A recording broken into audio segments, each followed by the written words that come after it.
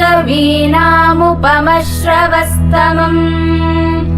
ज्येष्ठराजम् ब्रह्मणस्पत नः शृण्वन्नोतिभिः सीदसादनम्। ॐ श्री महागणाधिपतये नमः। ॐ श्री सरस्वत्यै नमः। ॐ श्री वेदपुरुषाय नमः। ॐ श्री दुर्गायै नमः। ॐ श्री गुरुभ्यो नमः। हरिः ॐ। अथ देव्या कवचम्। ॐ अस्य श्रीचण्डी कवचस्य ब्रह्मा ऋषिः अनुष्टुप् छन्दः चामुण्डा देवता अङ्गन्यासोक्तमातरो बीजम् नवार्णो मन्त्रः शक्तिः दिग्बन्धदेवतास्तत्त्वम् श्रीजगदम्बा प्रीत्यर्थे सप्तशती पाठाङ्गत्वेन पारायणे विनियोगः। ॐ नमश्चण्डिकायै। मार्कण्डेय उवाच यद्गुह्यम् परमम् लोके सर्वरक्षाकरम् नृणाम् यन्न कस्यचिदाख्यातम् तन्मे ब्रूहि पितामह। ब्रह्मोवाच अस्ति गुह्यतमम् विप्र सर्वभूतोपकारकम् देव्यास्तु कवचम् पुण्यम् तच्छृणुष्व महामुने। प्रथमम् शैलपुत्री च द्वितीयम् ब्रह्मचारिणी तृतीयम् चन्द्रघण्टेति कूष्माण्डेति चतुर्थकम् पञ्चमम् स्कन्दमातेति षष्ठम् कात्यायनीति च सप्तमम् कालरात्रीति महागौरीति चाष्टमम् नवमम् सिद्धिदात्री च नवदुर्गा प्रकीर्तिताः। उक्तान्येतानि नामानि ब्रह्मणैव महात्मना अग्निना दह्यमानस्तु शत्रुमध्ये गतोरणे विषमे दुर्गमे चैव भयार्ताः शरणम् गताः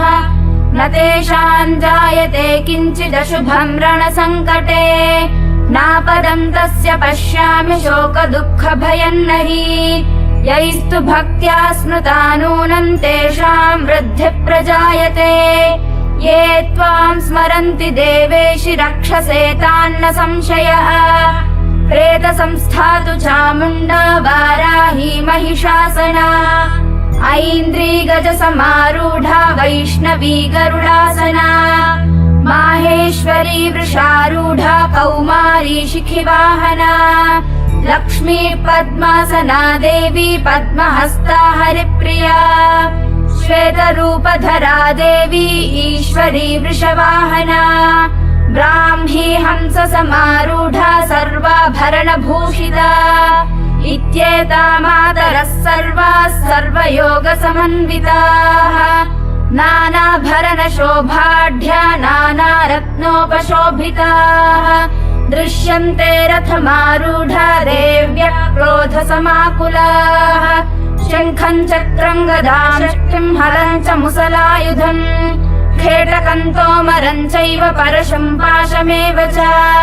कुन्तायुधम् त्रिशूलम् च शार्ङ्गमायुधमुत्तमम् दैत्यानाम् देहनाशाय भक्तानामभयाय च धारयन्त्यायुधानीत्थम् देवानाम् च हिताय वै नमस्तेऽस्तु महारौद्रे महाघोरपराक्रमे महाबले महोत्साहे महाभयविनाशिनी त्राहि माम् देवि दुष्प्रेक्षे शत्रूणाम् भयवर्धिनी प्राच्यान् रक्षतु मामैन्द्री आग्नेयामग्निदेवता दक्षिणेव तु वाराही नैऋत्याम् खड्गधारिणी प्रतीच्याम् वारुणी रक्षेद्वायव्याम् मृगवाहिनी उदीच्याम् पातु कौमारी ऐशान्याम् शूलधारिणी ऊर्ध्वम् ब्रह्माणि मे रक्षेदधस्ताद्वैष्णवी तथा एवम् दश दिशो रक्षेत् चामुण्डा शववाहना जया मे चाग्रतः पातु विजया पातु पृष्ठतः अजिता वामपार्श्वे तु दक्षिणे चापराजिता शिखामुद्योतिनी रक्षेदुमामूर्ध्नि व्यवस्थिता मालाधरी ललाटे च भ्रुवौ रक्षेद्यशस्विनी त्रिनेत्रा च भ्रुवोर्मध्ये यमघण्टा च नासिके शङ्खिनी चक्षुषोर्मध्ये श्रोत्रयोर्द्वारवासिनी कपोलौ कालिका रक्षेत् कर्णमूले तु शाङ्करी नासिकायां सुगन्धा च उत्तरोष्ठे च चर्चिका अधरे चामृतकला जिह्वायां च सरस्वती दन्तान् रक्षतु कौमारी कण्ठदेशे तु चण्डिका घण्टिकां चित्रघण्टा च महामाया च तालुके कामाक्षी चिबुकं रक्षेद्वाचं मे सर्वमङ्गला ग्रीवायां भद्रकाली च पृष्ठवंशे धनुर्धरी नीलग्रीवा बहिः कण्ठे नलिकां नरकूबरी स्कन्धयोः खड्गिनी रक्षेद्बाहू मे वज्रधारिणी हस्तयोर्दण्डिनी रक्षेदम्बिका चाङ्गुलीषु च नखान् शूलेश्वरी रक्षेत् कुक्षौ रक्षेत् कुलेश्वरी स्तनौ रक्षेन्महादेवी मनःशोकविनाशिनी हृदये ललिता देवी उदरे शूलधारिणी नाभौ च कामिनी रक्षेत् गुह्यं गुह्येश्वरी तथा पूतना कामिका मेढ्रङ्गुदे महिषवाहिनी कट्यां भगवती रक्षेत् जानुनी विन्ध्यवासिनी जङ्घे महाबला रक्षेत् सर्वकामप्रदायिनी गुल्फयोर्नारसिंही च पादपृष्ठे तु तैजसी पादाङ्गुलीषु श्रीरक्षेत् पादाधस्तलवासिनी नखान्दंष्ट्राकराली च केशांश्चैवोर्ध्वकेशिनी रोमकूपेषु कौबेरी त्वचं वागीश्वरी तथा रक्तमज्जावसामांसान्यस्थिमेदांसि पार्वती अन्त्राणि कालरात्रिश्च पित्तं च मुकुटेश्वरी पद्मावती पद्मकोशे कफे चूडामणिस्तथा ज्वालामुखी नखज्वालामभेद्या सर्वसन्धिषु शुक्रं ब्रह्माणि मे रक्षेत् छायां क्षत्रेश्वरी तथा अहङ्कारं मनोबुद्धिं रक्षेन्मे धर्मधारिणी प्राणापानौ तथा व्यानमुदानं च समानकम् वज्रहस्ता च मे रक्षेत् प्राणं कल्याणशोभना रसे रूपे च गन्धे च शब्दे स्पर्शे च योगिनी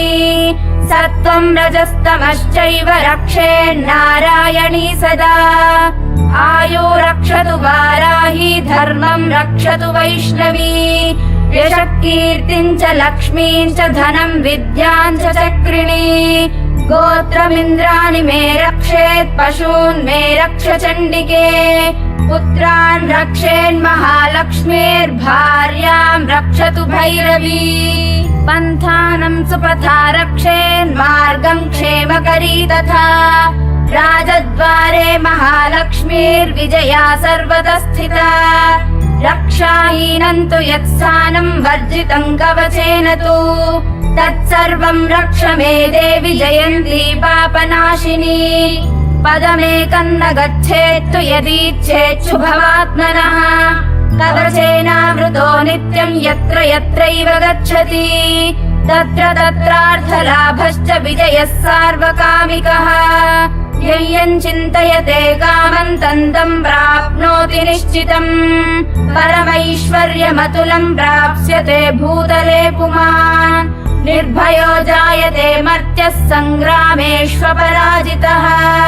त्रैलोक्ये तु भवेत् पूज्यः कवचेनावृतः पुमान् इदं तु देव्या कवचं देवानामपि दुर्लभम्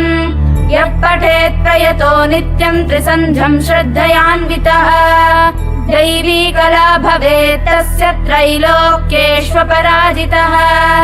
जीवेद्वर्षशतं साग्रमपमृत्युविवर्जितः नश्यन्ति व्याधयः सर्वे लूता विस्फोटकादयः